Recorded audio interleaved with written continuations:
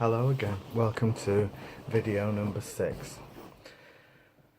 People often ask me, what therapy should I have? What is the best thing to have? I'm suffering with X, Y and Z. What do you think would be best for me? I used to work as a triage therapist and try to help people to decide that very question about which therapy would be most suitable. Now, of course, certain therapies are more suitable than others for certain ailments, so I'll try and go through that and answer as succinctly as I possibly can. First of all, we should start with Freudian therapy because he was the forefather, I suppose, of all talking therapy. It was him who really created it, I guess. So Freudian therapy was coined by him, psychoanalysis, and in psychoanalysis it's a very long therapy, or it can be, which looks at inner drives and subconscious motivations. Psychoanalysis is something that you see on television a lot in American films, where someone's lying on a couch and the therapist is outside their sight. And in psychoanalysis they use techniques such as free association and ink blot tests, and the therapist makes interpretations of the patient's inner speeches and drives.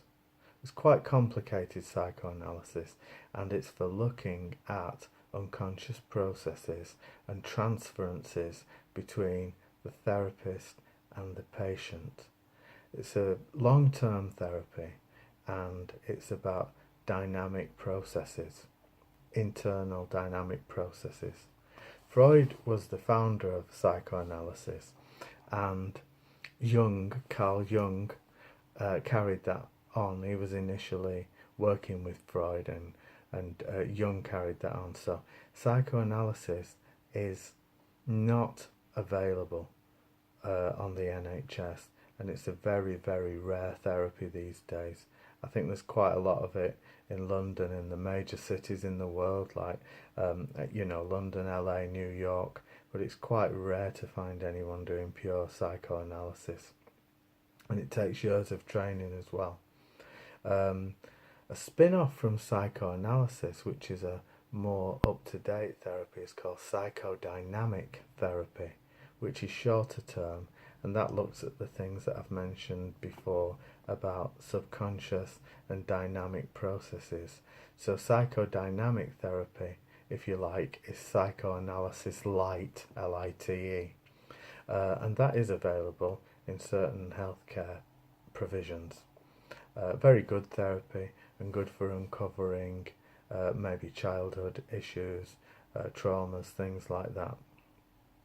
The second therapy that I want to talk about today is called EMDR, which stands for Eye Movement Desensitization Reprocessing. That's EMDR. And that therapy is mainly for trauma, for post-traumatic stress disorder, which is PTSD. So EMDR was founded by someone called Shapiro, and it's very good for processing trauma, PTSD, people who've been in the military, or people who've had car accidents, or people who've been abused as children. EMDR is really good for that. And it's a short-term therapy, 6 to 10 sessions possibly, and it uses eye movements with the therapist doing this in front of someone's eyes. It looks like hypnosis, but it isn't. The eye movements are meant to replicate to some degree random eye movement sleep, and it's meant to speak to the subconscious mind and to process trauma or to process memories, by what they call bilateral stimulation. This eye movement thing can be tapping as well, tapping right and left on someone's knees or something, but it's commonly done with eye movements by watching the therapist's hand. So that's EMDR. Both these things, all these therapies can be found on Google, obviously. The third very popular therapy is one that was created by Carl Rogers, and it's called person-centered counselling, sometimes called just counselling, and sometimes called Rogerian therapy, which was named after Carl Rogers and sounds quite nice. So person-centered counselling is something which looks again within the person, like psychodynamic therapy, and helps the person to become aware of themselves and to become aware of sometimes unconscious drivers, and to become aware of their own motivations, aspirations, things like that. So the person-centered therapist is sometimes known as reflective practitioner. In other words, he helps that person, the client or patient, he helps the client see themselves in his own reflection. So that's basically what counselling is. There's much more to it than that. And counselling is very good for things like depression, bereavement, lots of different life issues, too many to list really. So counselling is really good for that. Another therapy which has huge waiting lists is called CBT, which is cognitive behavioural therapy, and that is very good for things like panic attacks and OCD. It's not only for that. CBT has become widely used because it's very easy to garner statistics off it. So there's a massive body of researchers and very clever intellectuals who do garner statistics for CBT and prove its efficacy in an academic way. On a personal note, and this is purely anecdotal, I've had many patients see me who've not really taken to CBT, and they've not liked it because they say it involves form filling. There was no real connection with the therapist. Therapists seem to be cold. Therapists seem to be doing a tick box exercise. Therapists were trained to do it. Someone told me that the therapist was trained to do it like a McDonald's worker would be trained to flip a burger. So in other words, it's not cooking, it's food preparation. In the same way as sometimes people view CBT as not therapy, it's just a tick box exercise.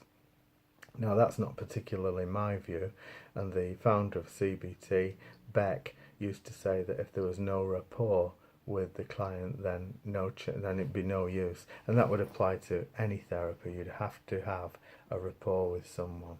So CBT can be quite useful for certain things. Every type of therapy can be quite useful for certain things. What is important, whoever you choose as a therapist, is that you get on with them and you feel that there's some degree of connection. It's important that you feel at home with them, that they feel right for you, and it's important that they are probably highly qualified, more than likely accredited, because then you know that you've got someone who's jumped through hoops to become a therapist, rather than someone who can just set up.